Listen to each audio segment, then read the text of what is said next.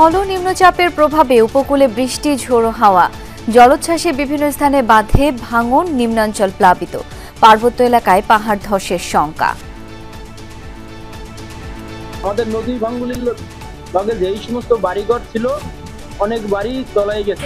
থাকারও জায়গা নাই, খাওয়ারও কোনো ব্যবস্থা। কলেজের স্টুডেন্ট আসা যাওয়া করতে একটু ভোগান্তির মধ্যে সৃষ্টি হয়।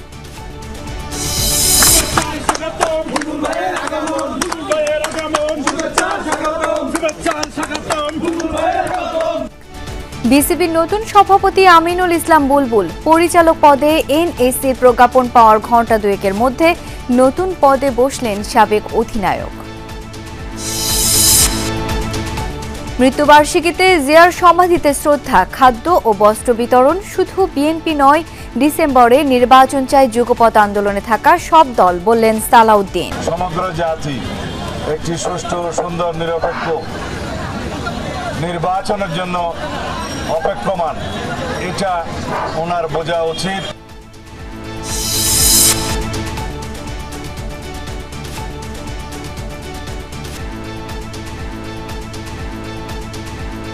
প্রধান উপদেষ্টা জাপানের প্রধানমন্ত্রী দ্বিপাক্ষিক বৈঠক, সমঝোতা স্মারক সই, দেশের জন্য দায়িত্ব পালনে প্রবাসীদের প্রতি আহ্বান।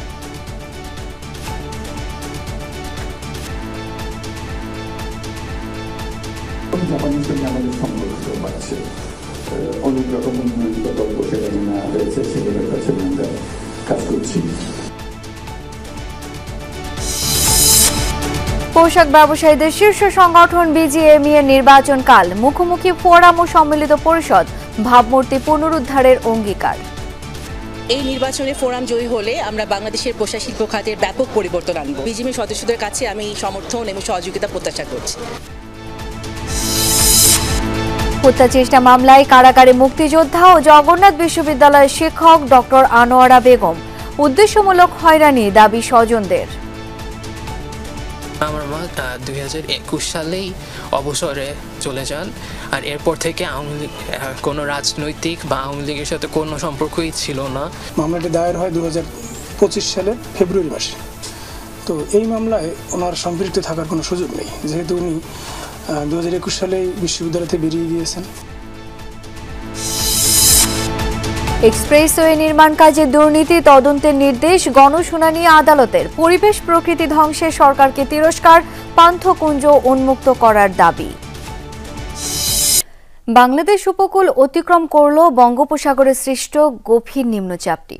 এর প্রভাবে আজও দেশে বিভিন্ন স্থানে বৃষ্টি ও ঝোড়ো হাওয়া বয়ে গেছে।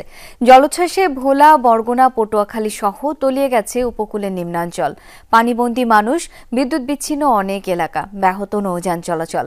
পাহাড় ধসের শঙ্কায় পার্বত্য অঞ্চলে ঝুঁকিপূর্ণ বসবাসকারীদের নিরাপদে সরে যেতে বলেছে প্রশাসন।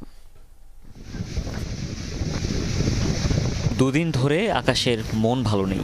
অঝোর ধারায় ঝরছে বৃষ্টি। স্বাভাবিকের চেয়ে উঁচু জলোচ্ছ্বাসে প্লাবিত নিম্নাঞ্চল, দমকা হাওয়ায় বিপর্যস্ত উপকূলীয় জনপদ। ঝড়ো হাওয়ায় গাছপালা উপড়ে যাওয়ার জোগাড়।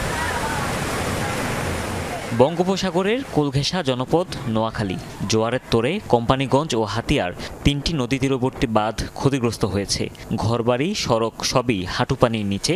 চলতি মৌসুমে সর্বোচ্চ 285 মিলিমিটার বৃষ্টিপাত রেকর্ড হয়েছে এ অঞ্চলে। বিদ্যুৎ বিচ্ছিন্ন অনেক এলাকা। বৈরী আবহাওয়ার কারণে হাতিয়া ও চট্টগ্রামের সন্দ্বীপের সাথে বন্ধ রয়েছে সারা দেশের নৌ যোগাযোগ।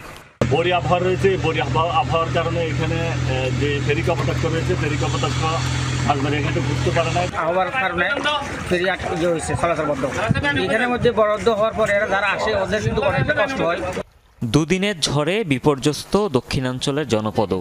কয়েক ফুট উচ্চতার জলোচ্ছ্বাসে তলিয়েছে উপকূলীয় জেলা বরগুনা। পানির তরে ভেঙেছে মানিকখালী ও উত্তর ডালভাঙ্গা এলাকার বেড়িবাঁধ, প্লাবিত কয়েকশো পরিবার। বৈরী আবহাওয়ায় নাকাল দ্বীপ জেলা ভোলার নদী তীরবর্তী মানুষ। বিধ্বস্ত ঘরবাড়ি, মাথা গোজার ঠাঁই হারিয়ে বিপাকে উপকূলবাসী। ঝালকাঠিতেও প্লাবিত নিম্নাঞ্চল, ভেসে গেছে পুকুরের মাছ। ক্ষতিগ্রস্ত পটুয়াখালী বাউফলের তেঁতুলিয়া নদী পারের সড়কও। সবকিছু কষ্ট দুঃখ করতে আসি, আমাকে থাকারও জায়গা নেই, খাওয়ারও কোনো ব্যবস্থা নেই। কালকে আমাদের 200-250 মহিষ চলে গেছে, আমরা নদীতে চলে গেছে। কিছু কিছু মহিষ গরু মানুষে উদ্ধার করছে। ঝড়ো হাওয়ায় উত্তাল সমুদ্র, ঢেউয়ের তোড়ে পতেঙ্গায় আছড়ে পড়েছে দুটি জাহাজ।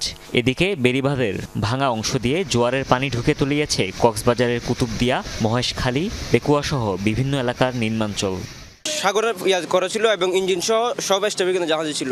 ওইভাবে বাতাসের তীব্রতার কারণে, স্রোতের কারণে এটাকেও পাথরে আশ্রয় ফেলছে। এখানে বাতাসের গতির কারণে মানে ওটা বাঁচতে বাঁচতে এদিকে চলে আসে। বৈরী আবহাওয়ায় পাহাড়ের নীল আকাশও কালো মেঘের দখলে। পাহাড় ধসের শঙ্কায় প্রশাসনের পক্ষ থেকে পার্বত্যাঞ্চলে ঝুঁকিপূর্ণ বসবাসকারীদের নিরাপদে সরে যেতে বলা হয়েছে। আবহাওয়া অফিস জানিয়েছে দেশের কোনো কোনো জেলায় আরও একদিন বৃষ্টি হতে পারে। গত 24 ঘন্টায় ঢাকায় 196 মিলিমিটার পর্যন্ত বৃষ্টি রেকর্ড করা হয়েছে। গতকালকে আমাদের ল্যান্ড ক্রস করেছে উপকূলীয় এলাকা, সেটা গভীর নিম্নচাপাকারী আমাদের বাংলাদেশের অভ্যন্তরে প্রবেশ করেছে। বৃষ্টির যে ধারাটা অব্যাহত আছে সারা দেশে, সেই ধারাটা অব্যাহত থাকতে পারে, কিন্তু বৃষ্টির পরিমাণটা সারা দেশে কমে আসতে পারে কিছু। সমুদ্র বন্দরগুলোয় 3 নম্বর সতর্কতা সংকেত দেখিয়ে যেতে বলা হয়েছে। হুমায়ুন রশিদ, যমুনা নিউজ। টানা বৃষ্টিতে বিপর্যস্ত দেশ। রাজধানীতে দেখা দিয়েছে জলাবদ্ধতা, বিশেষ করে নিউ মার্কেট, মিরপুরের বাসিন্দারা বেশি দুর্ভোগে পড়েছেন।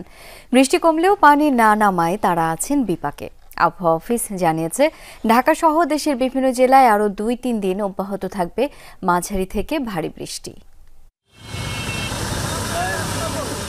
নিউ মার্কেটের সড়ক জুড়ে পানি, জায়গায় জায়গায় বিকল গাড়ি, তাই চালককে অবলম্বন করতে হচ্ছে বাড়তি সতর্কতা।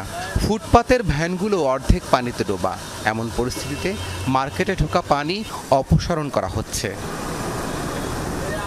গত কয়েক বছর ধরেই এই সড়কে অল্প বৃষ্টিতে পানি জমে যায়।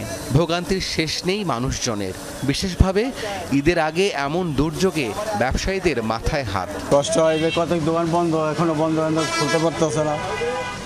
আমরা যে পানির মধ্যে কাজ করতেছি, লোক পাই নাই তো, এই যে আসছে এই যে দোকান, এটা চলতে সমস্যা হয়। রাস্তাঘাট যেমন আজকে 2 দিন যাবতীয় বৃষ্টিতে খুবই ভোগান্তির মধ্যে আছি। কাস্টমার আসবে কেমনে, এর মধ্যে তার কাস্টমার আসতে পারে না।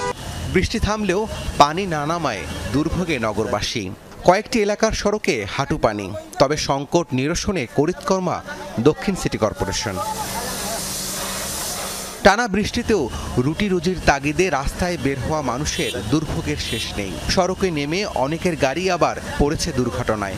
অভাবে সংসার বলেন না, আমাকে তো মনে করেন দিন মজুরি দিন খাটতে হয়, তাই বেরোতে হয়েছে। পেটের দুঃখ ছাড়া কোনো বুদ্ধি না হবে, গরিব দুঃখের কি করে খাবো আমরা? কিছু করার নাই বাবা, খাবো কি আমরা? একটা বলা বিয়ে পরে মগলি তিতুমিতে, আটা বলা মেট্রিক দিব, এগুলি তো টাকা পয়সা লাগে। এই ভোগান্তি থেকে মুক্তির কোনো উপায় আসলে দেখতে পাচ্ছি না। জুনের 1 বা 2 তারিখের মধ্যে কমবে বৃষ্টিপাত, এমনটা পূর্বাভাস আবহাওয়া অফিসের। রাব্বি সিদ্দিকী, যমুনা নিউজ, ঢাকা। 3 মাস কিংবা কোনো সময়সীমা বেঁধে বসেননি বিসিবির চেয়ারে, কাজ করতে চান ক্রিকেটের উন্নয়নে। বোর্ডের নতুন সভাপতি হয়ে এমনটাই বললেন আমিনুল ইসলাম বুলবুল। জরুরি বোর্ড সভায় পরিচালকদের ভোটে সভাপতি নির্বাচিত হন তিনি। পরিচালক পদে এনএসসির প্রজ্ঞাপন পাওয়ার মাত্র ঘণ্টা 2-এর মধ্যে এই পদে বসলেন বুলবুল। এছাড়া সভায় সিনিয়র সহ সভাপতি করা হয়েছে নাজমুল আবেদিন ফাহিমকে, আর সহ সভাপতি নির্বাচিত হয়েছেন ফাহিম সিনহা। বৃহস্পতিবার রাতে সাবেক সভাপতি ফারুক আহমেদের পরিচালক মনোনয়ন প্রত্যাহার করে প্রজ্ঞাপন দেয় এনএসসি। পাশাপাশি আমিনুল ইসলাম বুলবুলকে পরিচালক পদে মনোনয়ন দিয়ে আজ বিকেলে প্রজ্ঞাপন জারি করে জাতীয় ক্রীড়া পরিষদ। এর ঘণ্টা 2-এর মধ্যে জরুরি সভা ডেকে তাকে নতুন সভাপতি হিসেবে নির্বাচিত করেন বোর্ড পরিচালকরা। বিসিবির পরবর্তী নির্বাচন পর্যন্ত সভাপতির দায়িত্ব সামলাবেন সাবেক অধিনায়ক। প্রধান উপদেষ্টাই চান না নির্বাচন হোক, এই মন্তব্য করে বিএনপির স্থায়ী কমিটির সদস্য মির্জা আব্বাস বলেছেন, নির্বাচন নিয়ে বিএনপিকে দোষারোপ করা হচ্ছে। জিয়াউর রহমানের শাহাদাত বার্ষিকীতে শ্রদ্ধা জানানোর শেষে একথা বলেন তিনি। পৃথক কর্মসূচিতে স্থায়ী কমিটির সদস্য সালাউদ্দিন আহমদ বলেছেন, কেবল বিএনপি নয়, যুগপৎ আন্দোলনে থাকা সব রাজনৈতিক দলই ডিসেম্বরে নির্বাচন চায়। বিএনপির প্রতিষ্ঠাতা সাবেক রাষ্ট্রপতি জিয়াউর রহমানের ৪৪তম শাহাদাত বার্ষিকীতে নেতাকর্মীদের বিপুল উপস্থিতি। শেরেবাংলা নগরে জিয়াউর রহমানের সমাধিতে শ্রদ্ধা জানাতে দুর্যোগপূর্ণ আবহাওয়ার মধ্যেই হাজির হন ঢাকা মহানগর ও দলের অঙ্গ সহযোগী সংগঠনের নেতাকর্মীরা। স্থায়ী কমিটির সদস্যদের পুষ্পস্তবক অর্পণের পর দোয়া ও মোনাজাতে অংশ নেন তারা। পরে স্থায়ী কমিটির সদস্য মির্জা আব্বাস অভিযোগ করেন সংস্কারের নামে নির্বাচন চায় না অন্তর্বর্তী সরকার। একটু লজ্জাও লাগলো না দেশের সম্পর্কে বিদেশে বসে বদনাম করতে? তিনি বললেন একটি দল নির্বাচন চায়, আর আমরা বলতে চাই একটি লোক নির্বাচন চায় না, সে হলো ইউনূস। উনি নির্বাচন চায় না। বিএনপি বরাবর নির্বাচন চেয়েছে ডিসেম্বরের মধ্যে, এবং এই ডিসেম্বরের কথা কিন্তু ইউনূস সাহেব স্বয়ং বলেছেন, আমরা বলি নাই। নেতারা বলেন দেশের উন্নয়ন, গণতন্ত্র আর অগ্রগতি রুখে দিতেই হত্যা করা হয়েছিল বিএনপির প্রতিষ্ঠাতাকে। বিএনপির প্রতিষ্ঠাতা জিয়াউর রহমানের সমাধিতে শ্রদ্ধা জানাতে আসা নেতাকর্মীরা বলছেন তিনি যে 19 দফা কর্মসূচি ঘোষণা করেছিলেন স্বাধীন বাংলাদেশে, সেটিই ছিল প্রথম সংস্কার ভাবনা। তার আলোকেই বিএনপি চেয়ারপারসন খালেদা জিয়া ঘোষিত ভিশন 2030 এবং পরবর্তীতে বিএনপির ভারপ্রাপ্ত চেয়ারম্যান তারেক রহমান ঘোষিত 31 দফা রাষ্ট্র মেরামতের রূপরেখা বাংলাদেশকে সামনের দিকে এগিয়ে নিয়ে যাবে বলে মনে করেন বিএনপির কেন্দ্র থেকে তৃণমূলের নেতাকর্মীরা। জিয়াউর রহমানের মৃত্যুবার্ষিকীতে ঢাকা মহানগর উত্তর ও দক্ষিণ বিএনপির উদ্যোগে রাজধানীর বিভিন্ন স্থানে খাদ্য ও বস্ত্র বিতরণ করা হয়। মানিক মিয়া অ্যাভিনিউ ও হাইকোর্ট মাজারে এসব কার্যক্রমে অংশ নিয়ে সালাউদ্দিন আহমদ বলেন, প্রধান উপদেষ্টার কাছে সঠিক তথ্য নেই বলেই নির্বাচন নিয়ে বিএনপিকে দোষারোপ করেছেন। সবাই ডিসেম্বরের মধ্যে নির্বাচন অনুষ্ঠানের জন্য দাবি জানিয়েছিলেন, সেটা আমরা জানি। সমগ্র জাতি একটি সুষ্ঠু, সুন্দর, নিরপেক্ষ নির্বাচনের জন্য অপেক্ষমান। এটা ওনার বোঝা উচিত। যে সমস্ত সংস্কার এবং বিচারের কথা বলা হচ্ছে, এগুলো চলমান প্রক্রিয়া। বিচার কার্যক্রমে এগিয়ে নেওয়া হচ্ছে, সেই বিচার কার্যক্রমে এগিয়ে নেওয়া হবে, এটা আমাদের প্রতিশ্রুতি। খাবার ও বস্ত্র বিতরণে অংশ নিয়ে বিএনপি স্থায়ী কমিটির সদস্যরা নির্বাচন সংস্কারকে মুখোমুখি দাঁড় না করাতে সরকারের প্রতি আহ্বান জানান। আজকে গণতন্ত্র হুমকির সামনে। আজকে বাংলাদেশের মানুষ স্বৈরাচারকে পতন ঘটিয়েছে, কিন্তু এখনো গণতন্ত্র পূর্ণ প্রতিষ্ঠা করতে পারে নাই। এই সরকার বলেছে যে জনগণের অধিকার ফিরিয়ে দেবে, তাদের প্রধান দায়িত্ব জনগণের অধিকারের মধ্যে ভোটের অধিকার প্রদান। এই দেশটি যাতে কর্তৃত্ববাদী শাসনে আর ফিরে না যায়, দেশের মানুষ যাতে সুশাসন পায়, সেজন্য সকলকে নিয়ে 31 দফা কর্মসূচি প্রণয়ন করা হয়েছে।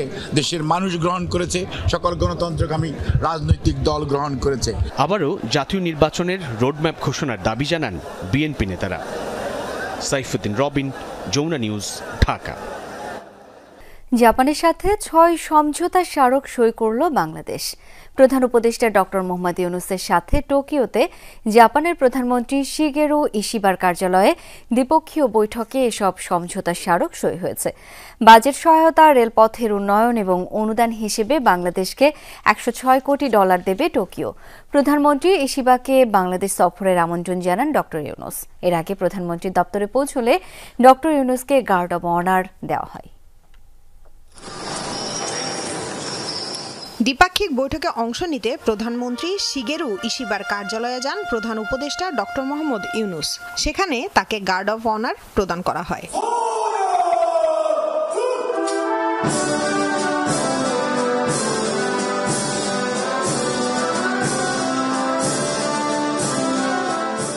বৈঠকে পারস্পরিক স্বার্থ সংশ্লিষ্ট বিষয়ে আলোচনা করেন দুই দেশের প্রধান। অন্তর্বর্তী সরকার প্রধান ডক্টর ইউনূস বাংলাদেশ ও জাপানের সম্পর্কের স্মৃতিচারণ করেন।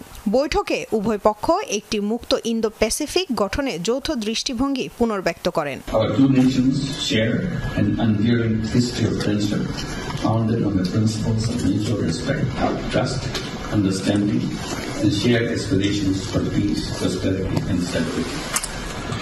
Personally, I have long association and deep engagements with Japanese partners for decades through microfinance, social business, and educational collaboration. জাপানের প্রধানমন্ত্রী ইশিবা অধ্যাপক ইউনূসের নেতৃত্বে বাংলাদেশের বর্তমান সরকারের রাষ্ট্র গঠনের প্রচেষ্টা সংস্কারমূলক পদক্ষেপে জাপানের সমর্থন জানান। এ সময় অধ্যাপক ইউনূস বাংলাদেশের টেকসই অর্থনৈতিক প্রবৃদ্ধি ও উন্নয়নে জাপান সরকারের অব্যাহত সহায়তার জন্য কৃতজ্ঞতা প্রকাশ করেন। We reiterate our firm commitment to our shared vision of a free, open, peaceful, and inclusive Indo-Pacific for the shared prosperity of all. To realize this vision, Bangladesh is ready to forge partnership and cooperation with Japan to ensure maritime safety and security, freedom of navigation, sustainable use and management of marine resources, promote enhanced connectivity, and combat transnational organized crimes in the Indo-Pacific region. প্রধান উপদেষ্টা doctor Mohammad ইউনূসের সাথে জাপানের প্রধানমন্ত্রী Shigeru ইশিবার দ্বিপাক্ষিক বৈঠকে জাপানের সাথে 6 সমঝোতা স্মারক সই করে বাংলাদেশ। ঢাকাকে বাজেট সহায়তা, রেলপথের উন্নয়ন ও অনুদান হিসেবে $106 কোটি দেবে টোকিও। এছাড়া অর্থনৈতিক সংস্কার ও জলবায়ু উন্নয়ন নীতি ঋণ হিসেবে দেবে প্রায় $42 কোটি। এদিকে জয়দেবপুর থেকে ঈশ্বরদীকে ডুয়েল গেজ ডাবল রেলপথে উন্নীত করতে $64 কোটি এবং বৃত্তির জন্য অনুদান হিসেবে আরো $42 লাখ দেবে জাপান। বাংলাদেশ ও জাপানের এই বৈঠকে দক্ষ মানব সম্পদ সহ জনগণের মধ্যে পারস্পরিক বিনিময় বৃদ্ধি ও সাংস্কৃতিক সম্পর্কে জোরদারে সম্মত হয়েছেন দুই নেতা। প্রধানমন্ত্রী ইশিবাকে সুবিধাজনক সময়ে বাংলাদেশ সফরের আমন্ত্রণ জানান ডক্টর মোহাম্মদ ইউনূস। লামিয়া তিথি, যমুনা নিউজ। দেশের উন্নয়নে প্রবাসীদের আরও বেশি ভূমিকা রাখার আহ্বান জানিয়েছেন প্রধান উপদেষ্টা ডক্টর মোহাম্মদ ইউনূস। স্বচ্ছতার ভিত্তিতে জনশক্তি রপ্তানির উপর জোর দেন প্রধান উপদেষ্টা। এদিকে জাপানের সোওকা বিশ্ববিদ্যালয়ে এক অনুষ্ঠানে তিনি শিক্ষার্থীদের চাকরির পেছনে না ছুটে উদ্যোক্তা হবার পরামর্শ দেন। একই দিনে ব্যবসায়ীদের সাথে এক বৈঠকে অন্তর্বর্তী সরকার প্রধান স্বার্থহীন ব্যবসা করার আহ্বান জানান। জাপান সফরের তৃতীয় দিনে ব্যস্ত সময় অতিবাহিত করেন অন্তর্বর্তী সরকার প্রধান ডক্টর মোহাম্মদ ইউনূস। আপনাদের সমর্থন না পেলে, আপনাদের এই সাহায্য না পেলে বাংলাদেশ উঠে দাঁড়াবার কোনো সুযোগ ছিল না। দেশটিতে বসবাসরত প্রবাসী বাংলাদেশিদের সাথে মতবিনিময় সভায় অংশ নেন তিনি। অন্তর্বর্তী সরকার প্রধানকে কাছে পেয়ে নানা প্রশ্ন করেন প্রবাসীরা। আমরা মারা যেন দেখতে পারি আমাদের সন্তানরা নিরাপদে ঘরে ফেরত এসেছে। তো রাষ্ট্র হিসেবে আমরা কবে বাংলাদেশের থেকে সেই সিকিউরিটিটা পাবো? মতবিনিময় সভায় ডক্টর মোহাম্মদ ইউনূস বলেন, দুটো চুক্তির আওতায় বিপুল সংখ্যক লোক নেবে জাপান। স্বচ্ছতার ভিত্তিতে জনশক্তি রফতানির উপর জোর দেন তিনি। আজকে দুটো চুক্তি শুরু হয়েছে, দুটো চুক্তির অধীনে 1 লক্ষ করতে হবে। মহোদয় যেটা বললেন, এই 1 লক্ষ তো শেষ হবে না, সেটা প্রয়োজন অনেক বেশি, অনেক বেশি। আমরাও চেষ্টা করবো যাতে দিতে পারি। তারা খুব পরিচ্ছন্নভাবে কাজটা করতে চাচ্ছে, আমরাও চাই আমাদের লোকজন পরিচ্ছন্নভাবে এখানে আসতে পারে। কারণ মাঝখানে কোনো কেউ, মাঝখানে কোনো বকরা ইত্যাদি শিকার না হয়। প্রবাসীদের দেশের জন্য দায়িত্ব পালনের আহ্বান জানান ডক্টর ইউনূস। বরং আমি দেশের নাগরিক হিসেবে আমার দায়িত্ব আছে। আমি এখান থেকে যেটা দেখছি, আমি দেখছি এটা ঠিক হচ্ছে না। কাজে নাগরিক হিসেবে আমি দায়িত্ব নিলাম যে আমি যাবো, আমার অংশ আমি পালন করবো। আমি চেষ্টা করবো আরো 10 জনকে আমার সঙ্গে করার জন্য, যাতে করে এটা সংশোধন হবে না কেন। এই সংশোধন করার ব্যাপারে এটা সারা দেশ লাগে না, একজন উঠে দাঁড়ালেই হয়। এর আগে জাপানের সোকা বিশ্ববিদ্যালয়ে সম্মানসূচক ডিলিট ডিগ্রি প্রদান করে ডক্টর মোহাম্মদ ইউনূসকে। সেখানে তরুণদের উদ্দেশ্যে বক্তব্য রাখেন প্রফেসর ইউনূস।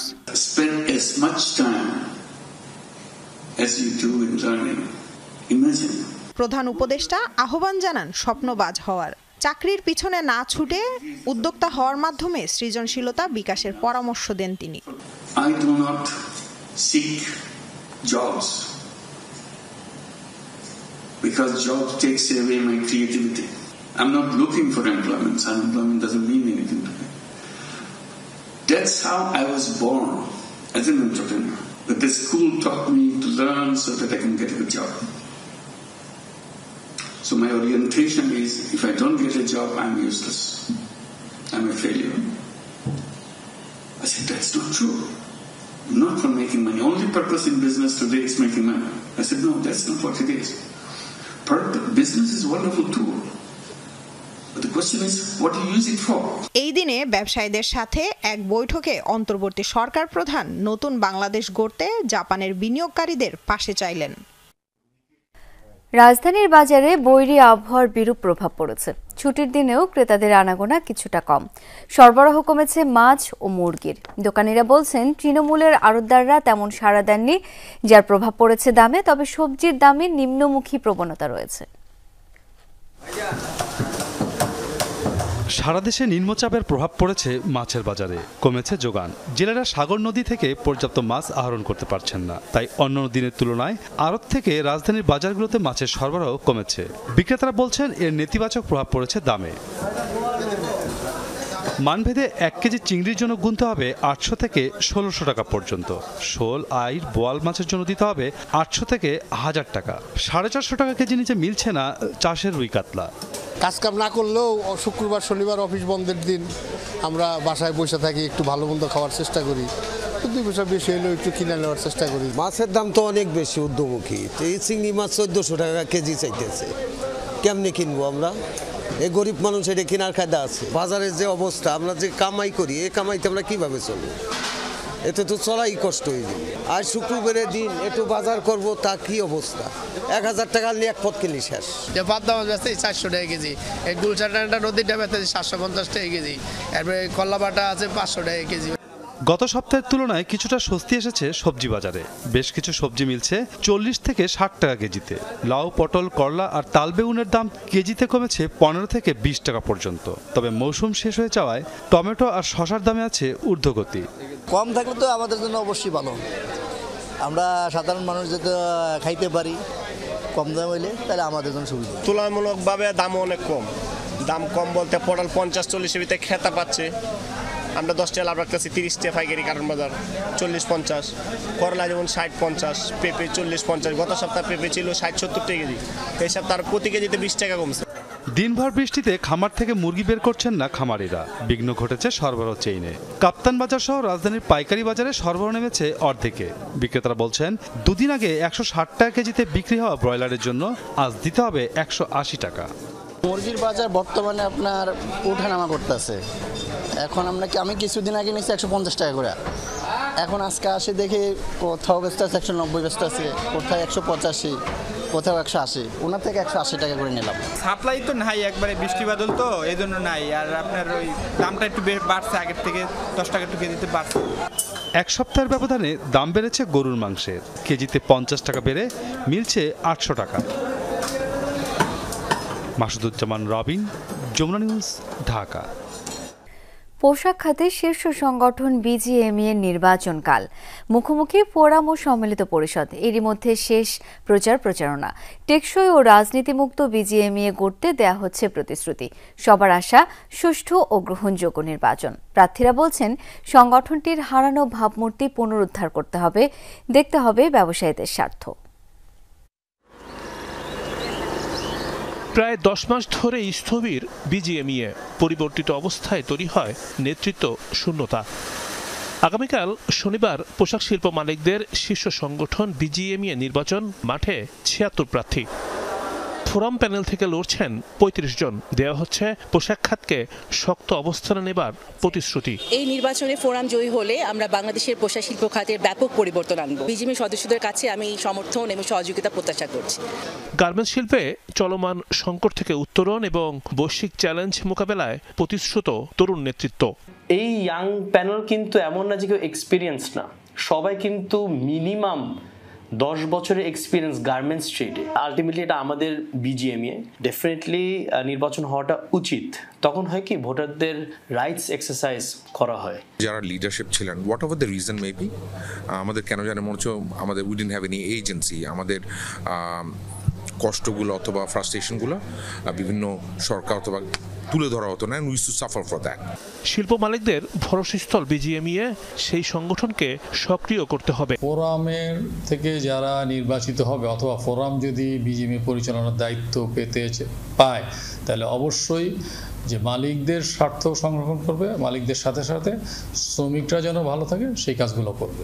সকাল 8টা থেকে বিকাল 5টা পর্যন্ত বিরতিহীন চলবে ভোট।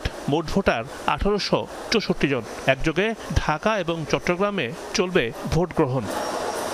রিমন রহমান, যমুনা নিউজ, ঢাকা। হত্যা চেষ্টা মামলায় কারাগারে গেলেন নারী মুক্তিযোদ্ধা ও জগন্নাথ বিশ্ববিদ্যালয়ের সাবেক অধ্যাপক ডক্টর এস.এম. আনোয়ারা বেগম। একই বিশ্ববিদ্যালয়ের ছাত্রদলের এক সাবেক নেতার দায়ের করা জুলাই অভ্যুত্থানের মামলায় বৃহস্পতিবার তাকে কারাগারে পাঠানোর আদেশ দেন ঢাকা মহানগর হাকিমের আদালত। তবে তার বিরুদ্ধে যে অভিযোগ আনা হয়েছে তা মিথ্যা বলে দাবি করে তার মুক্তি চেয়েছেন স্বজনরা। ডক্টর আনোয়ারা বেগম স্বাধিকার আদায়ের লড়াইয়ে ছিলেন অগ্রভাগে, বীর মুক্তিযোদ্ধা। জীবনের অর্ধেকটা সময় কেটেছে মানুষ গড়ার কাজে। প্রায় ৩৫ বছর ছিলেন জগন্নাথ বিশ্ববিদ্যালয়ের রাষ্ট্রবিজ্ঞান বিভাগের শিক্ষক, অথচ শেষ বয়সে গ্রেফতার হয়ে কারাগারে গেলেন হত্যা চেষ্টার অভিযোগ মাথায় নিয়ে। জানা যায়, চলতি বছরের ২৫ ফেব্রুয়ারি সূত্রপুর থানায় একটি হত্যা চেষ্টা মামলা দায়ের করেন জগন্নাথ বিশ্ববিদ্যালয় ছাত্রদলের সাবেক সাধারণ সম্পাদক সুজন মোল্লা। মামলায় ১৯৩ আসামির মধ্যে ডক্টর আনোয়ারার নামও রয়েছে। মামলার বিবরণে বলা হয়, গেল বছরের জুলাই অভ্যুত্থানের সময়ে ১৯ জুলাই নিম্ন আদালতের সামনের রাস্তায় ছাত্রদলের মিছিলে ডক্টর আনোয়ারা সহ আসামিরা পরিকল্পিতভাবে হামলা চালায়। এ সময় গুলিবিদ্ধ হন মামলার বাদী। স্টার কাবাবের সামনে যখন এই মিছিলটি যায়, তখন এই আওয়ামীপন্থী যে শিক্ষক নির্দেশে এবং প্রত্যক্ষে মদদে এই মিছিলকে প্রতিহত করার জন্য ছাত্র জনতার মিছিলকে বাধা প্রদান করে এবং দেশীয় লাঠিসোঁটা অস্ত্রসজ্জ সজ্জিত হয়ে তারা এই ছাত্র জনতার প্রতি আঘাত আনে। এ মামলায় বুধবার বিশ্ববিদ্যালয়ের সামনে থেকে ডক্টর আনোয়ারাকে গ্রেফতার করে পুলিশ। পরিকল্পিতভাবে তাকে এই মামলায় গ্রেফতার করা হয়েছে বলে মনে করেন স্বজনরা। বয়সের সাথে সাথে ওনার অনেক রোগও দেখা দিচ্ছে। আর যে গ্রাউন্ডে মামলাটা দেওয়া হয়েছে ওখানে বলা হয়েছে যে উনি ২৪শে জুলাই আন্দোলনে গণহত্যায় জড়িত ছিল আর আওয়ামী লীগের সাথে জড়িত ছিল, কিন্তু আমার মা ২০২১ সালেই অবসরে চলে যান। আর এরপর থেকে আওয়ামী লীগ কোনো রাজনৈতিক বা আওয়ামী লীগের সাথে কোনো সম্পর্কই ছিল না। যে মামলায় তাকে গ্রেফতার করা হয়েছে তার কোনো ভিত্তি নেই বলে দাবি করেন বিবাদী পক্ষের আইনজীবী। এবং এই মামলাটি দায়ের হয় ২০২৫ সালের ফেব্রুয়ারি মাসে। তো এই মামলায় ওনার সম্পৃক্ত থাকার কোনো সুযোগ নেই, যেহেতু উনি ২০২১ সালে বিশ্ববিদ্যালয় থেকে বেরিয়ে গিয়েছেন এবং উনি অবসরকালীন জীবনযাপন করতেছেন। তো এই কথাগুলো আমরা বিজ্ঞ আদালতকে বলেছি এবং বলেছি যে উনি একজন বীর মুক্তিযোদ্ধা এবং ওনার বয়স 70 ইয়ার্স অ্যাবাভ। ডক্টর আনোয়ারার মুক্তি চেয়েছেন সন্তান আর আইনজীবীরা বলছেন জামিনের জন্য আবেদন করবেন উচ্চ আদালতে। রিয়াজ রায়হান, যমুনা নিউজ, ঢাকা। অন্তর্বর্তীকালীন সরকারের মদতপুষ্ট এনসিপি এবং তার সহযোগীরা জাতীয় পার্টি চেয়ারম্যান জিএম কাদেরের বাসায় ভাঙচুর ও অগ্নিসংযোগের প্রতিবাদে বিক্ষোভ মিছিল করেছে। বিকালে কাকরাইলের জাতীয় পার্টির প্রধান কার্যালয়ের সামনে থেকে প্রতিবাদ মিছিল বের হয়ে বিভিন্ন সড়ক প্রদক্ষিণ করে। সময় জাতীয় পার্টির অঙ্গ সংগঠনের নেতারা বলেন, মব জাস্টিসের নামে লুটপাট ও ভাঙচুর চলছে, এটা সভ্য দেশে হতে পারে না। এমন পরিস্থিতিতে অন্তর্বর্তীকালীন সরকার সুষ্ঠু নির্বাচন করতে পারবে না বলে মনে করে জাতীয় পার্টি। যারা নতুন দল গঠন করে মব জাস্টিসের নামে দেশের আইন শৃঙ্খলার অবনতি ঘটিয়ে যাচ্ছে, তাদের আইনের আওতায় এনে সরকারকে নিরপেক্ষতা প্রমাণ করতে হবে। আগামীকাল সারা দেশে প্রতিবাদ ও বিক্ষোভ মিছিলের কর্মসূচি ঘোষণা করা হয়। এই দেশের মানুষ অনেক আশা করে এই অন্তর্বর্তীকালীন সরকারকে ক্ষমতায় বসায় এবং সকল স্তরের মানুষ সেই সরকারকে সমর্থন দেয়। জাতীয় পার্টি সহ আমরাও এই সরকারকে সমর্থন দিয়েছিলাম। আজকে সরকার গঠন করার পর ৯-১০ মাস পরেও আমার বাড়িতে আমি থাকতে পারবো না, আমার বাড়ি আক্রমণ করবে বৈষম্য বিরোধী নামে, এনসিপির নামে। এটা যদি সরকার কন্ট্রোল না করতে পারে তাহলে আইন শৃঙ্খলা পরিস্থিতি কোথায় গিয়ে দাঁড়িয়েছে এখান থেকে কল্পনা করা যায়। রাজধানীর পান্থকুঞ্জ পার্ক জনগণের জন্য উন্মুক্ত করে দেওয়ার প্রতীকী নির্দেশনা দিয়েছে গণশুনানি আদালত। পাশাপাশি এলিভেটেড এক্সপ্রেসওয়ে প্রকল্প সংশোধনের পূর্ব পর্যন্ত পার্কের সংযোগ সড়কের সকল কাজ স্থগিত রাখার জন্য বলা হয়েছে। পার্কের নিরাপত্তা রক্ষা করতে বলা হয়েছে স্বরাষ্ট্র উপদেষ্টাকে। এই প্রকল্পে দুর্নীতি তদন্ত করতে দুদককেও নির্দেশ দিয়েছে এই প্রতীকী আদালত। তারা প্রতিদিন সকালে রাজধানীর কেন্দ্রে কারওয়ান বাজারে এক টুকরো সবুজ ছিল পান্থকুঞ্জ পার্ক, কিন্তু উন্নয়নের থাবায় পার্কটি এখন ধ্বংসপ্রায়। বড় একটা অংশ দিয়ে দেয়া হয়েছে ঢাকা এলিভেটেড এক্সপ্রেসওয়ে কর্তৃপক্ষকে। সেই অংশের সব গাছ কেটে সেখানেই চলছিল র্যাম্পের কাজ। পার্ক ধ্বংসের বিরুদ্ধে রুখে দাঁড়ায় বাংলাদেশ গাছ রক্ষা আন্দোলন। তারা ১৬৭ দিন ধরে অবস্থান নেয়। তবে শুক্রবার সেই পার্কেই অনুষ্ঠিত হলো গণশুনানি। মামলার বাদী আন্দোলনের কর্মীরা তাদের বক্তব্য তুলে ধরেন। প্রকল্পের অজুহাতে পান্থকুঞ্জে গাছ কাটার কারণে পাখি, বাদুড় ও পতঙ্গদের মৃত্যু, প্রজননে ব্যাঘাত ঘটানো ও আশ্রয়হীন করা। বাংলাদেশের রাষ্ট্রযন্ত্র কেন এই প্রাণ প্রকৃতির পরিবেশ সংহারী হয়ে উঠল, সেটাও বিজ্ঞ আদালতের কাছে আমরা আর্জি জানাতে চাই। মামলার সাক্ষীরা পার্কটি ধ্বংসে সরকারের বিভিন্ন সংস্থা কিভাবে ভূমিকা রেখেছে তার পক্ষে সাক্ষ্য দেন। প্রকল্প বাতিল চাইনি, আমরা চেয়েছি যে লিঙ্ক সড়কটা পরবর্তীতে অ্যাড করা হয়েছে সেই সড়কটা বাতিল, যার সাথে কন্ট্রাক্ট হয়েছে তারাই নাই, তাহলে এই প্রকল্প অবশ্যই রিভিশন করা সম্ভব। আন্দোলন কর্মীদের বক্তব্য, সাক্ষীদের বক্তব্য শেষে রায় ঘোষণা করেন গণশুনানি আদালতের 5 বিচারক। এলিভেটেড এক্সপ্রেসওয়ে প্রকল্পে যে সকল দুর্নীতি ও অব্যবস্থাপনা আজকের শুনানিতে প্রমাণিত হয়েছে, তথ্য প্রমাণ উপস্থাপন করা হয়েছে, সেই বিষয়ে দুর্নীতি দমন কমিশন সহ সরকারের সংশ্লিষ্ট বিভাগকে দ্রুত কার্যকর পদক্ষেপ গ্রহণের নির্দেশ প্রদান করা হচ্ছে। আজকের আদালত বিবাদী পক্ষের হেন আইন অমান্য করার প্রবণতার কারণে আমরা ভীষণভাবে উদ্বেগ প্রকাশ করছি এবং তিরস্কার করছি। অবহেলা জনিত হত্যার কারণে বাংলাদেশ দণ্ডবিধি আইনে যেহেতু শাস্তির বিধান রাখা হয়েছে, সেহেতু উক্ত আইনে অভিযুক্তদের বিরুদ্ধে যথাযথ আইনি ব্যবস্থা গ্রহণ করার জন্য আইজিপি ও স্বরাষ্ট্র মন্ত্রণালয়কে নির্দেশ প্রদান করা হয়েছে। আজকে বিবাদী পক্ষ এখানে উপস্থিত না থাকায় আমি এর তীব্র প্রতিবাদ জানাচ্ছি। রায়ে বলেন, কেবল বিদেশি কোম্পানির স্বার্থ রক্ষা করতেই প্রকল্পটি নেওয়া হয়েছে।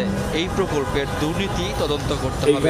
সরকার এই প্রকল্পে পরিবেশ আইন লঙ্ঘন করেছে, প্রাণ প্রকৃতি রক্ষা করতে ব্যর্থ হয়েছে বলে জানায় গণশুনানি আদালত। পান্থকুঞ্জ উদ্যানে 2000 গাছ কেটে মারাত্মক পরিবেশ বিপর্যয় ঘটানোর কারণে কি ব্যবস্থা নেওয়া হয়েছে তা জনসমক্ষে প্রকাশ করার জন্য পরিবেশ মন্ত্রণালয় ও পরিবেশ অধিদপ্তরকে নির্দেশ দেওয়া হলো। পান্থকুঞ্জ উদ্যানে জনগণের অবাধ প্রবেশ ও আইন শৃঙ্খলা বজায় রাখার প্রয়োজনীয় ব্যবস্থা গ্রহণের নির্দেশ দেওয়া হলো। মামলার নিষ্পত্তি করে আন্দোলনকারীদের অবস্থান তুলে নেওয়ার আদেশও দেয় গণশুনানি আদালত। শাকিল হাসান, যমুনা নিউজ, ঢাকা। বাংলাদেশ পাকিস্তান টি-20 সিরিজের খবর। সমতায় ফেরার লক্ষ্যে দ্বিতীয় ম্যাচে আজ পাকিস্তানের বিপক্ষে মাঠে নামবে বাংলাদেশ। লাহোরে ম্যাচ শুরু হবে রাত 9টায়। প্রথম ম্যাচে 37 রানের জয়ে সিরিজে 1-0 এগিয়ে স্বাগতিক পাকিস্তান। 202 রানের টার্গেটে ব্যাট করতে নেমে মিডল অর্ডারের ব্যর্থতায় 167 রানে অল আউট হয় বাংলাদেশ। বল হাতে স্পিনার রিশাদ শেখ মেহেদিরাও ছিলেন ব্যর্থ। নামের প্রতি সুবিচার করতে পারেনি পেসার শরীফুল ও তানজিম সাকিব। তাই এই ম্যাচে 3 পেসারের পরিবর্তে 2 পেসার নিয়ে মাঠে নামতে পারে টাইগাররা। ব্যাটিংয়ে ইমন, হৃদয় ও শামীম পাটোয়ারিকে নিতে হবে বাড়তি দায়িত্ব। বিপরীতে অপরিবর্তিত একাদশ নিয়ে মাঠে নামতে পারে পাকিস্তান। গাজায় যুদ্ধবিরতির অজুহাতে ফিলিস্তিনি হত্যাযজ্ঞ অব্যাহত রাখতে চায় যুক্তরাষ্ট্র। এই গুরুতর অভিযোগ তুলেছে হামাস। এর আগে ইসরায়েল সমর্থিত মার্কিন পরিকল্পনা প্রত্যাখ্যান করে তারা। স্বাধীনতাকামী সংগঠনটির এক সিনিয়র কর্মকর্তার বরাত দিয়ে এই তথ্য জানিয়েছে বিবিসি। হামাসের দাবি, যুদ্ধ বন্ধের কোনো স্থায়ী সমাধান নেই ওই প্রস্তাবে। এতে উপত্যকায় আরও একবার অনিশ্চয়তায় পড়ল যুদ্ধবিরতি। গাজায় যুদ্ধবিরতি কার্যকর আর জিম্মি উদ্ধারে কদিন ধরেই যুক্তরাষ্ট্রের মধ্যপ্রাচ্য বিষয়ক বিশেষ দূত স্টিভ উইটকফের দৌড়ঝাঁপ। চলতি সপ্তাহেই 2 দফায় যুদ্ধবিরতির প্রস্তাব উত্থাপন করে ওয়াশিংটন। প্রথমে সায় দিলেও দ্বিতীয়বার নাকচ করে হামাস। এর আগে 60 দিনের যুদ্ধবিরতির প্রস্তাব দেয় ওয়াশিংটন। তাতে 10 জিম্মি মুক্তির বিনিময়ে 1000-এর বেশি ফিলিস্তিনি বন্দীকে ছাড়ার শর্ত দেয়া হয়, যাতে রাজি হয় ইসরায়েল। নিশ্চিত করতে পারি, বিশেষ দূত উইটকফ এবং প্রেসিডেন্ট ট্রাম্প হামাসকে একটি যুদ্ধবিরতির প্রস্তাব দিয়েছে। ইসরায়েল তাতে সমর্থন দিয়েছে। হামাসের কাছে পাঠানোর আগেই তেল আবিব সেখানে স্বাক্ষর করেছে। প্রত্যাশা, শিগগিরই সব জিম্মিদের ঘরে ফেরাতে পারব। কিন্তু যুক্তরাষ্ট্রের দেয়া এই প্রস্তাব প্রত্যাখ্যান করেছে হামাস। স্বাধীনতাকামী গোষ্ঠীটির এক জ্যেষ্ঠ কর্মকর্তার বরাতে এ তথ্য জানিয়েছে বিবিসি। হামাসের দাবি, যুদ্ধবিরতির নামে উপত্যকায় তেল আবিবকে গণহত্যা চালিয়ে যাওয়ার ছাড়পত্র দিবে ওয়াশিংটন। প্রস্তাবে স্থায়ীভাবে যুদ্ধবন্ধের কোনো সমাধানও দেয়া নেই, দাবি হামাসের। চলতি বছরের মার্চে সাময়িক যুদ্ধবিরতি ভেঙে গাজায় ভয়াবহ হামলা শুরু করে ইসরায়েল। এরপরই নতুন রূপে মধ্যস্থতা শুরু করে যুক্তরাষ্ট্র, কাতার ও মিশর। অনিক রহমান, যমুনা নিউজ। গাজার আল আউদা হাসপাতালে যে কোনো মুহূর্তে বড় ধরনের হামলা চালাতে পারে ইসরায়েল। পুরো হাসপাতাল খালি করার নির্দেশ দেওয়া হয়েছে। গেল কয়েকদিন ধরে হাসপাতাল এবং এর আশপাশের এলাকায় হামলা চালিয়ে আসছে ইসরায়েলি বাহিনী। ফলে অকার্যকর হয়ে পড়েছে উত্তর গাজার আল আউদা হাসপাতাল। ভেতরে আটকে পড়েন বহু রোগী, চিকিৎসক এবং স্বাস্থ্যকর্মী। হাসপাতাল সংশ্লিষ্ট সড়কগুলো চলাচল অনুপযোগী হয়, যন্ত্রপাতি সরানোর সুযোগ নেই। উত্তর গাজায় বর্তমানে এই একটিমাত্র হাসপাতালই টিকে আছে।